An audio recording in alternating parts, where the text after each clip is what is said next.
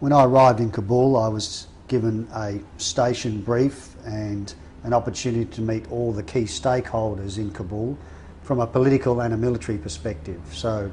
meeting up with the Australian ambassador there, his key staff from a DFAT perspective, meeting up with the AusAid representatives that were in country at that time, the Australian Federal Police representatives that were in Kabul and supporting the training program, and then moving across to the International Security Assistance Force headquarters and meeting up with the commander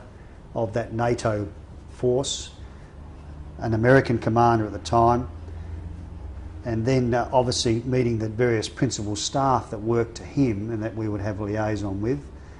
and finally meeting up with the Afghan National Army counterparts that were inside Kabul at the time.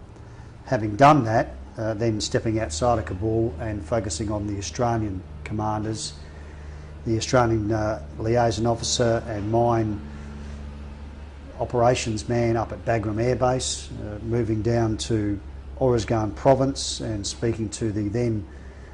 Reconstruction Task Force commanders, the Special Operations Task Group,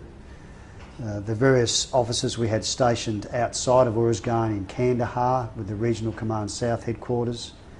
and eventually going into Helmand to speak to the artillery team that was down in Helmand on detachment. That's a photograph there of the team at their forward operating base. I spent some time with them down there, where in fact they fired their first high explosive missions at the time. Up till then they'd only been firing illumination missions in support of the British forces. So that was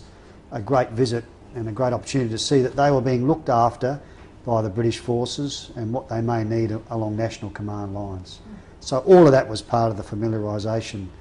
tour and gave me a really good feel for the area of operation.